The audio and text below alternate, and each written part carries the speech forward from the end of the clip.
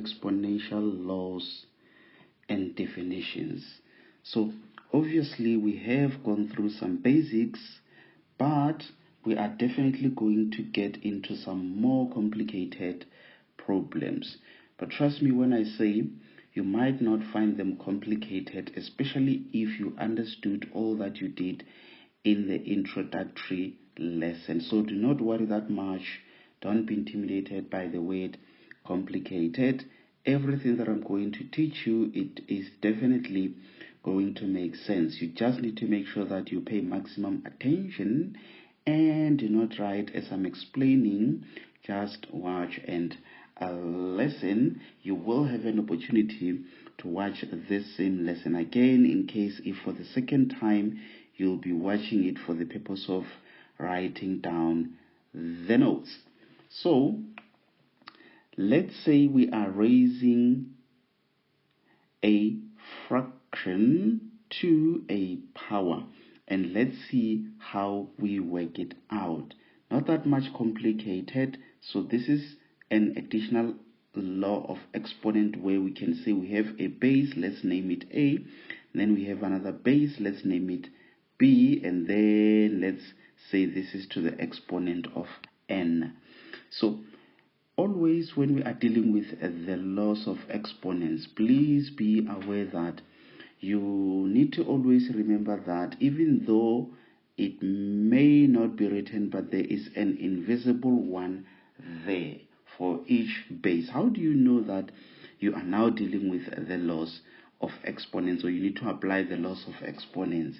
This is how I've noticed at an early age to say the moment you have a number as a base and then you have a letter as an exponent, that's when you know you are going to need to apply the laws of exponents. So that means number as your base and then exponent being the letter.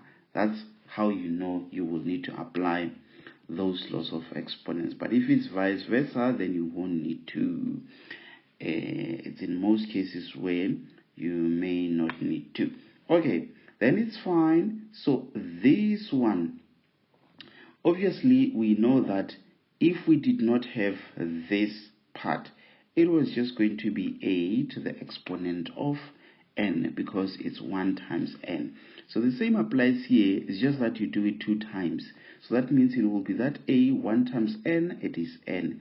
You still do it for that one because it's a fraction where you say b 1 times n is n. That's how it works. That's how easy it is. So this multiplies the exponent for each base. So that means it will multiply exponent for the numerator and exponent for the denominator. That's how you easily work it out. Maybe let's just do a few examples and see how we apply that law. Let's say we have example A, where we have, let's say, A over B to the exponent of 5. The answer for this one, it should just be A to the exponent of 5 over B to the exponent of 5, simply because you have invisible 1, invisible 1. That's it with that one. Now let's do this interesting one, because I want to train you on some problems which involves the negatives and all of that, so that you can see how you deal with the negatives when you are applying the laws of exponents. So this one, be very careful always when you are dealing with a negative base, and that base being a number. Put it inside the brackets and say negative 3 to the exponent of that, and then this one you can just easily multiply it and say 3 times 2. And then be very careful. Remember, squared means 2 of exactly the same thing. So it's like you are having negative 3 that you are multiplying again with negative 3. You punch it on a calculator, it will definitely give you positive 9. So that's how you need to be careful. But if it was 3 there, it would mean 3 of the same thing. And if you punch it on a calculator, it would give you negative number. So just be careful of that. Then ended up realizing that if you have your exponent as even number, you end up having a positive. But if you have it as an odd number, you end up having a negative value. So then it means you have a challenge of trying to remember what is an even number, what is an odd number. How did I know? I knew it because I was told, but it was easy for me to forget. I had to find a way to easily remember. If you say 1, 2, 3, nay, let's say 1, 2, 3, 4. How many letters do you have there? You have 3 letters. Odd number has how many letters? 3. So O, D, D. What about even number? It has 4 letters. So that means E, V.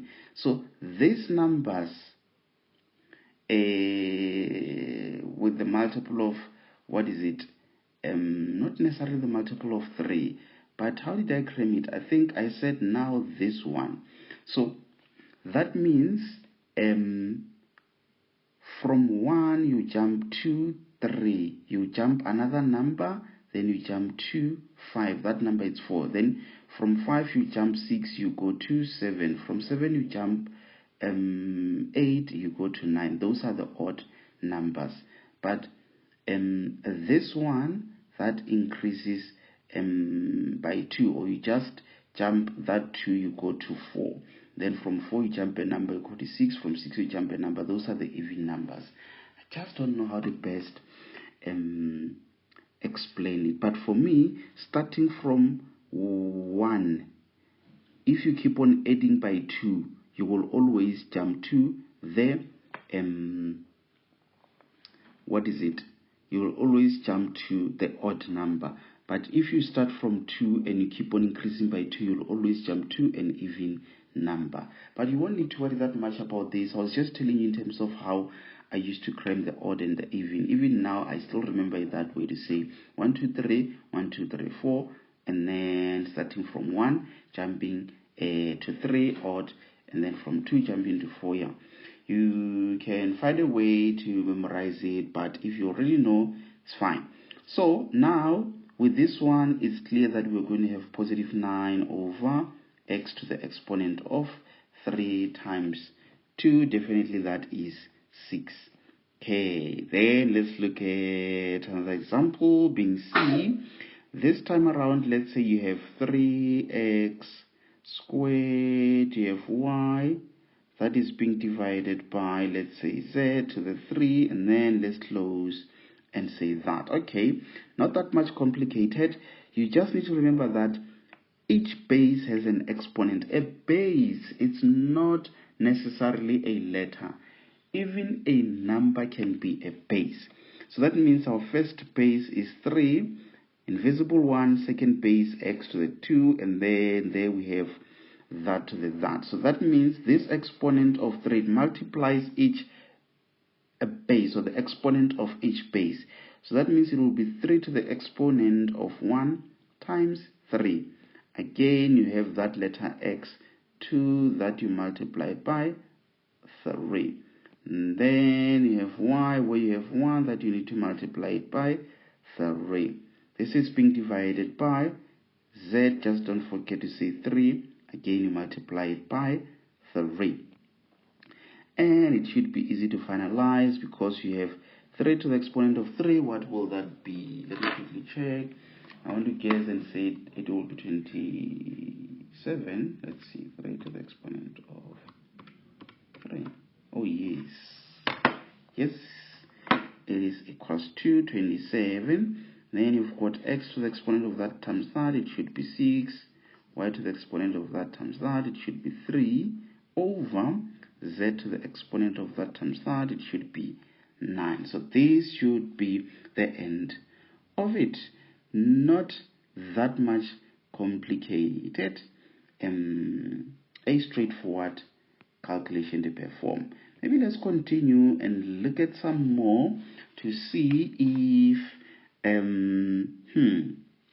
we can squeeze in some negative exponents. So maybe let me just write there and say negative exponent. Very much important that you master this, because once you do, you will never struggle to understand any calculations in any form, because it's all about applying what you've learned regarding linear and the exponents. It starts there with you being able to understand how they've worked out a problem. Any other topic, trust me when I say it is easier to understand, because any type of a calculation is based on these simple laws. So now if we apply the law, let's say we have x to the exponent of m over x to the exponent of n. What we know is that it can be worked out as x to the exponent of m minus n. That we know. But in a situation where you are given, let's say, x to the exponent of 3 over x to the exponent of 5. If we work it out the same way we have done that one, we end up having this. This is 3 there. And it ends up giving us x to the exponent of negative 2. But also, we do know very well that actually x to the exponent of 3 is the same as x multiplied by x multiplied, meaning 3 of the same thing. And then at the bottom we'll have 5 of the same thing. 1, 2, 3, 4, 5. Yes. So this cancels with that cancels with that cancels with that. Then you end up having 1 at the top over x and another x, and this ends up being the same as 1 over x squared. So I hope you are able to notice what I have done there.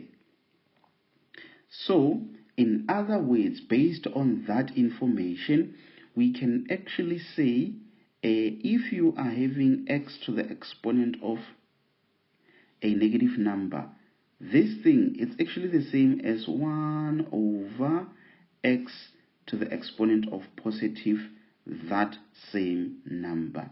Maybe to be fair, I will explain where the 1 is coming from, because someone might be wondering, where does that 1 come from? Remember, we said the structure of a term starts with the sign, the number, the letter, and then the exponent. So that means here we have invisible 1, and even there we have invisible 1. So it's not necessary for us to write that 1, but we know it is there. So that is where that 1 is coming from, which means if it was, let's say 4 there, then it means it was going to be 4 there. I hope that part makes sense. Okay, so that would mean if we have, let's say, x to the exponent of negative 1, I'm applying that. It means this is the same as what? 1 over x to the exponent of invisible 1, which is not necessary to write. I hope that part makes sense. So now let's look at a few more rules concerning negative exponents. Let me just create some space there. Just want to make sure that in one lesson I clear this part of the negative exponents. So maybe as number 1, let's say we have a, which is multiplying another letter to the exponent of negative n. Based on what I'm saying, it means this being your coefficient can just remain, actually let me say letter x there, just so that it is clear to see the difference. So that letter which has a positive exponent, it stays at the top.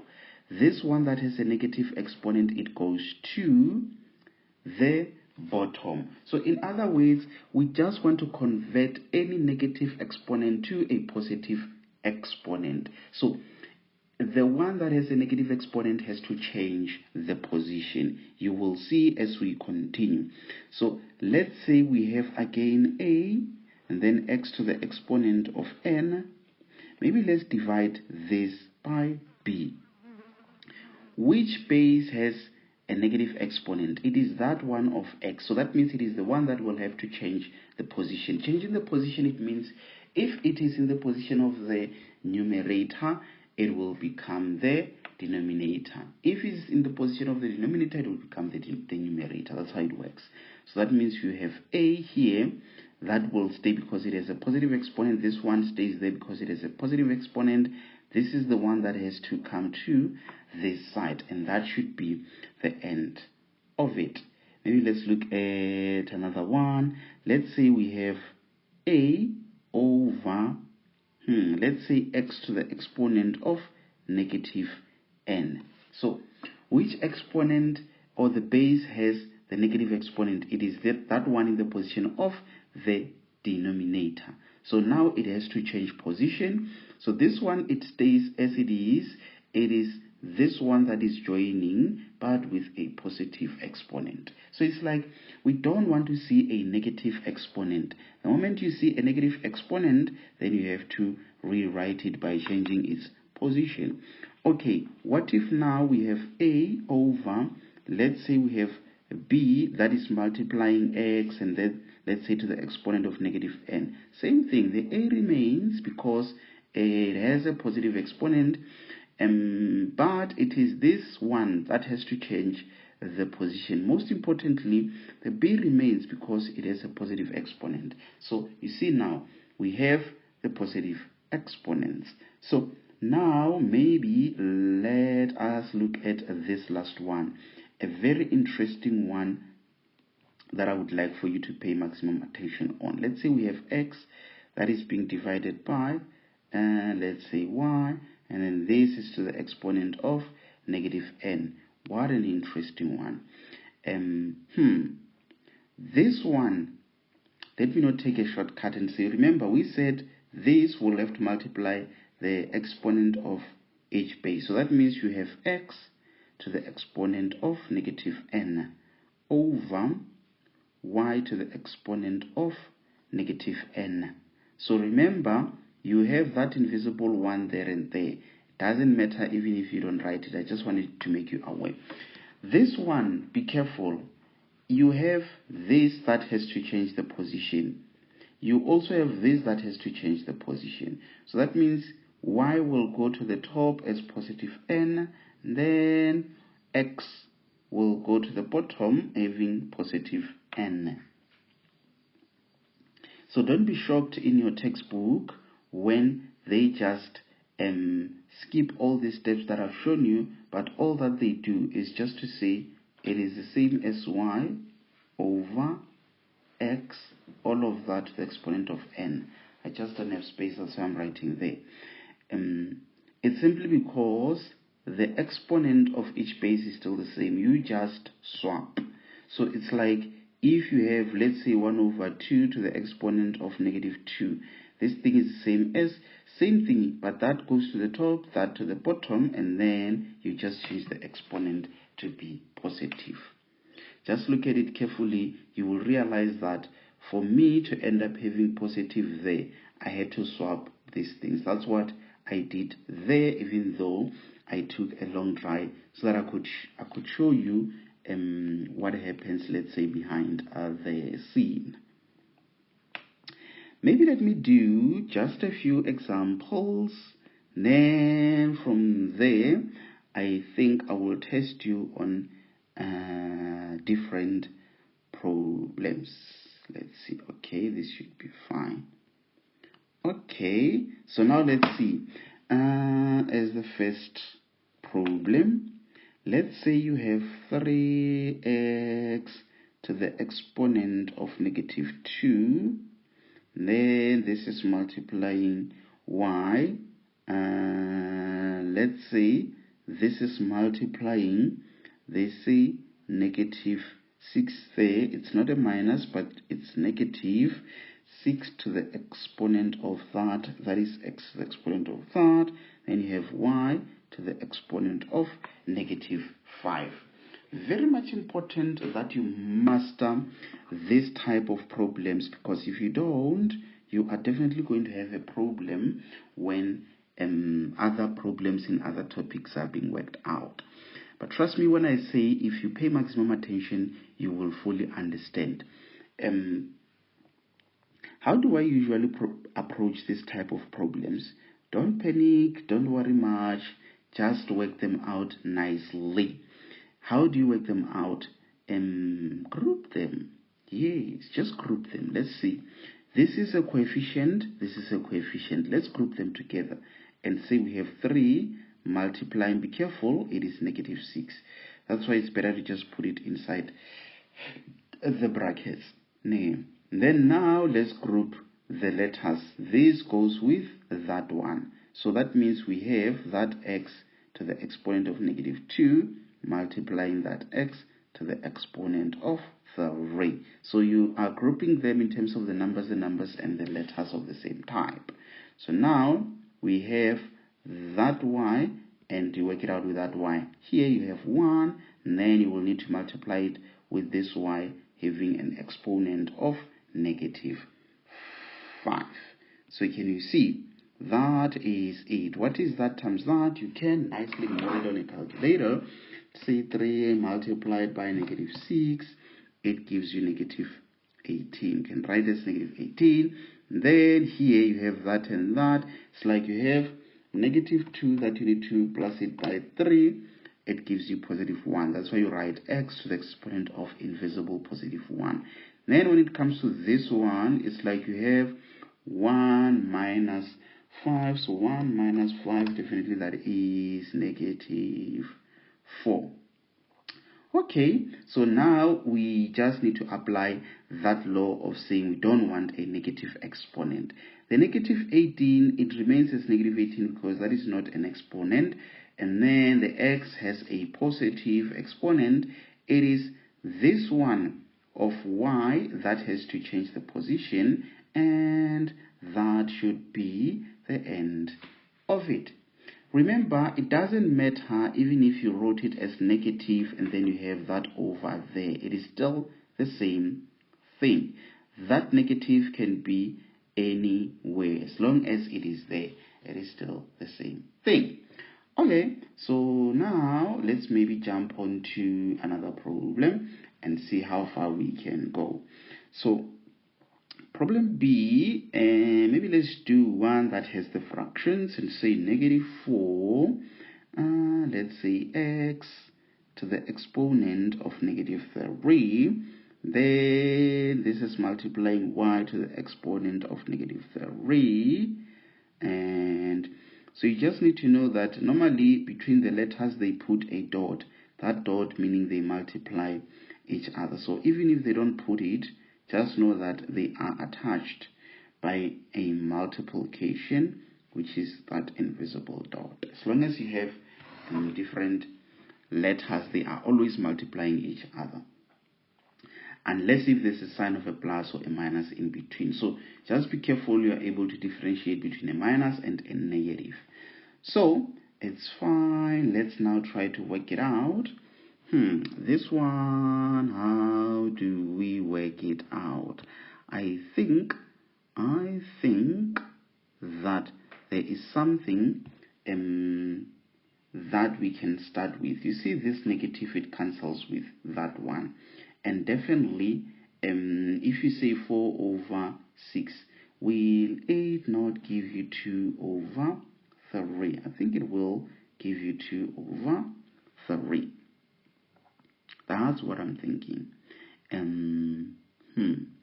Most importantly, this is how I used to work it out so that I don't have problems. Let me just show you on the side and say it's a very safe method. If you have y to the exponent of 4 divided by y to the exponent of 2, I always said the smaller exponent visits the bigger exponent, which means this one has to visit that exponent, meaning it's going to be y to the exponent of 4 minus 2, which will be y to the exponent of 2. So what if it's y to the exponent of 2 over y to the exponent of 4? It doesn't matter. The bigger exponent will host the smaller exponent, or just remain consistent in saying the smaller one will visit the elder. So that means at the top you will have that one remaining, that invisible one. Even if you have 1, it's fine, but you will still say 1 y to the 4 minus that, and it ends up being y, 1 over y to the exponent of 2. So whichever way you work it out, you will still get to the correct answer as long as you can do things correctly. Let's say this same one, we don't do it this way that I'm saying let's do it. So that means we will say y to the exponent of 2, we take that 4, it visits that one.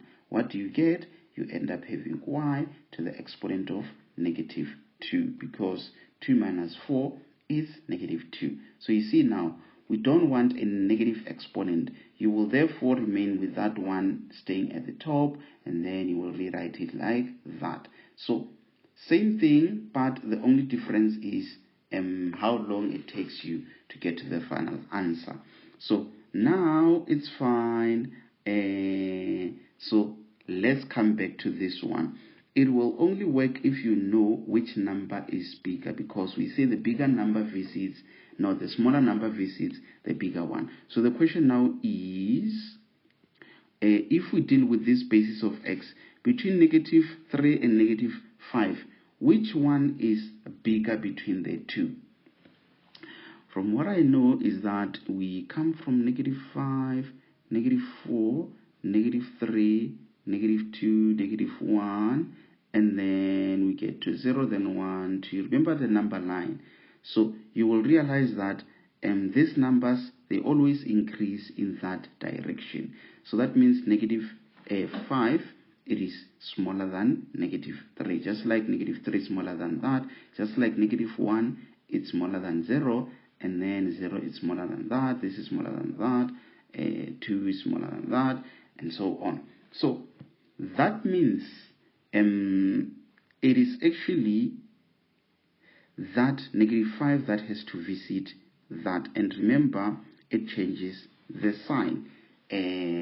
If at the bottom is negative, the moment it goes to the new position, it changes the sign. So the question now is between this and that, which one is bigger? 2 is bigger, this one is smaller. So that is why you will have y to the exponent of 2, and then this one, it is the one that visits. Remember, it has to change the sign, and then it becomes positive 3. So now you still have your 2x to the exponent of that, and that definitely will give you 2. If you say negative 3 plus 5, and then you have 3, then that and that, it will definitely give you a y to the exponent of 5. And this should be the end of it. So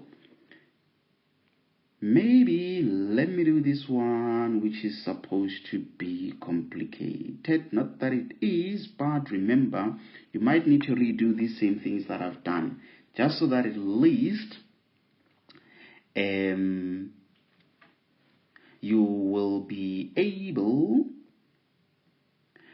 to understand them even better. So let's do this example C, and just use a black color there and say symbol C. Okay, let's open a bracket, and then we say 3x to the what? To the negative 2, and we divide these, let's say, by 2y to the exponent of negative 3. So we are doing this as our last example, then from there we will see how far you can go. Okay, then it's fine. Firstly, you look at the inside of the brackets. If you don't have the same basis, you don't have things that you can work them out inside, then in that case, it means you will therefore focus on that outside exponent. So what did the law say? If you remember, the law said for you to change this exponent from negative to being a positive, you need to swap those inside the brackets. So in other words, you will rewrite this, but these two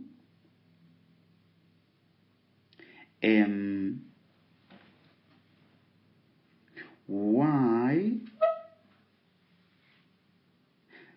to the exponent of positive 3. Can you see what I've done there?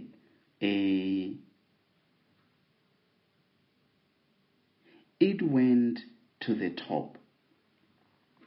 And then that one at the top, it therefore has to go to the bottom. Just hold on. I'm trying to check something.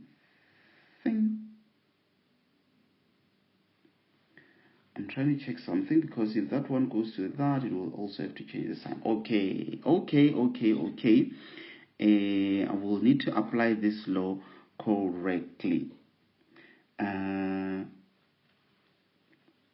Just be careful of something as I explain this part.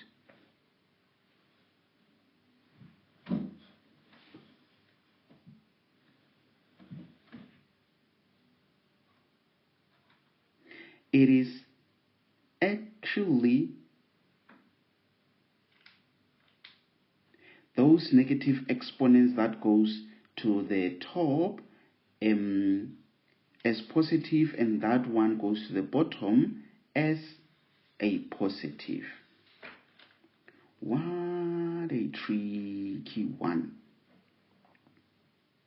What a tricky problem. Because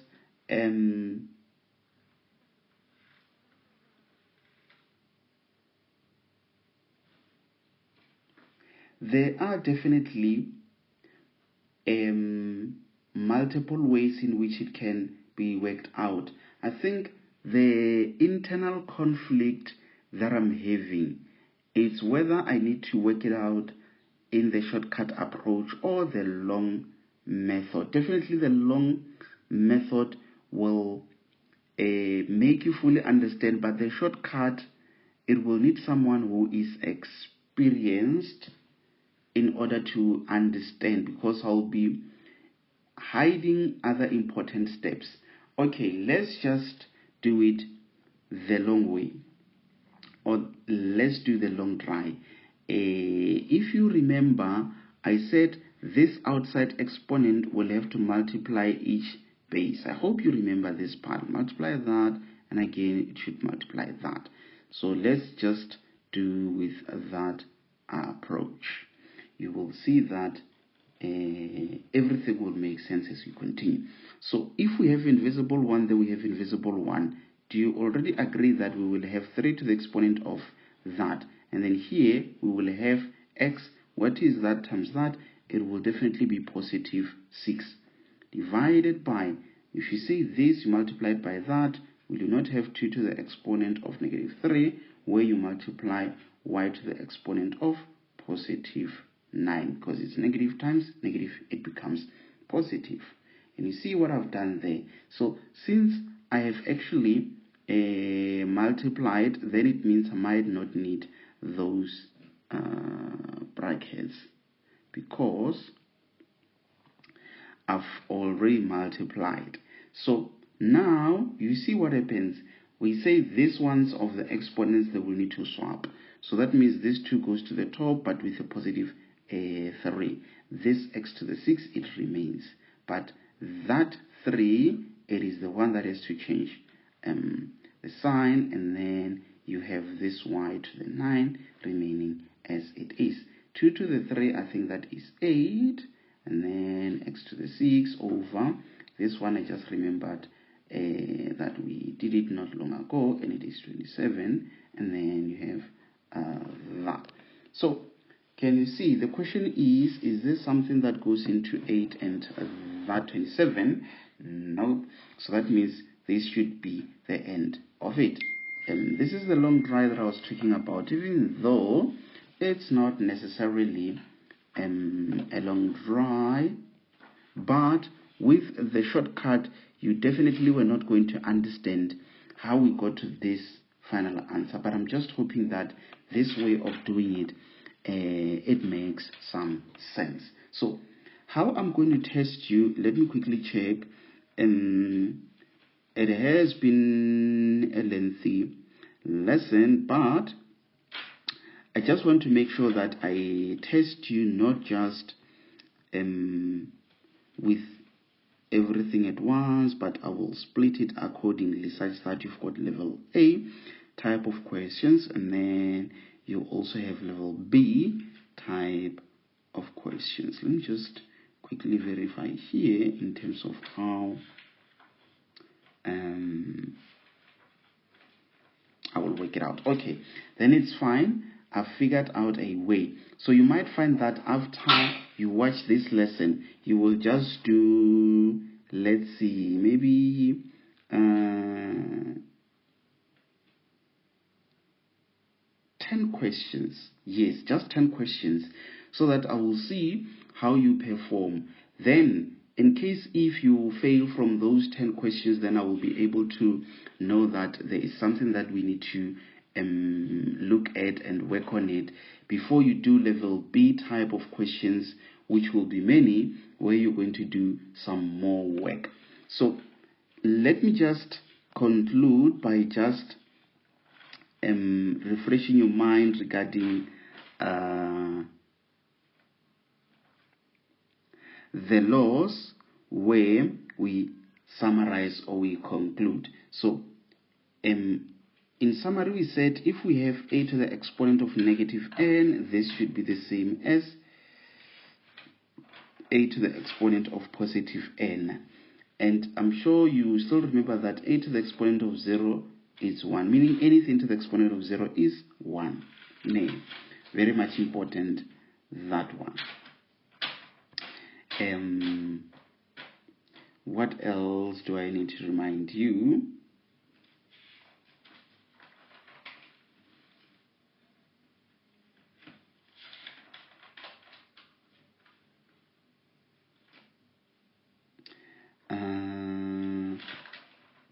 Okay, the other thing that I need to remind you is that when you have a negative base, but to the exponent of even number, you remember by now what an even number is, isn't it?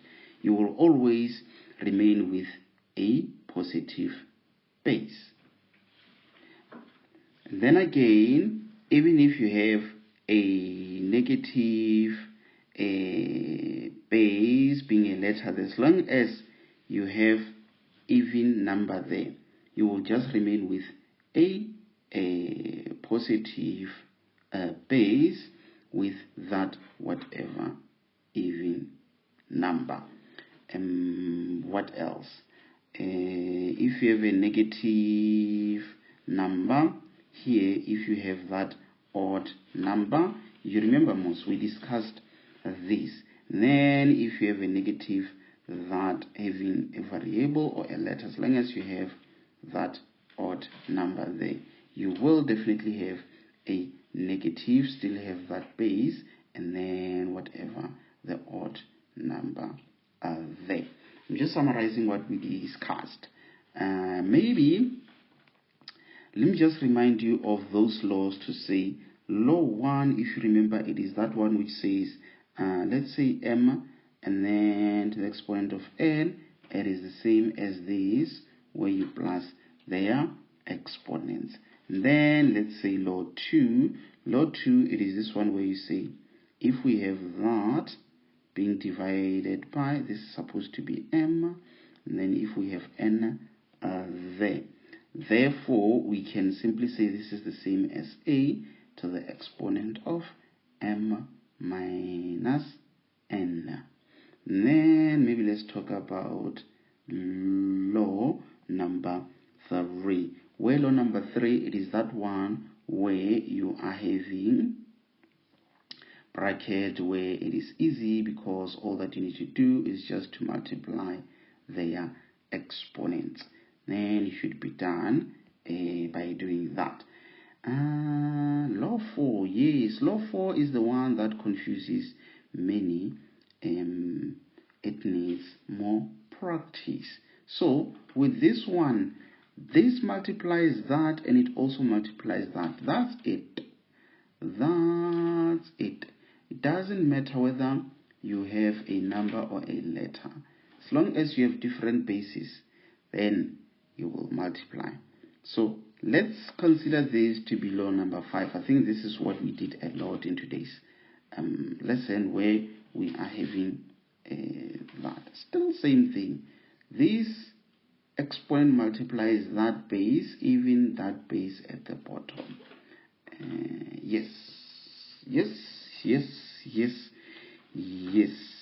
So this is it, honorable member. This is it. This is it. This is it. Very much important that you take note of this information. I think I've covered everything that I wanted to cover. Very much important that you take note of all of this. At this stage, you can take a screenshot if you want to. Otherwise, you will watch it again and start writing down your notes. So do not rush to do the short test before you fully understand all that I've done in this lesson. The only way for you to understand it is to redo it over and over and over again. And before you can do some other problems, redo exactly what I've done. Try to redo this same thing that I have done. I think I'll leave it here for now and say until we meet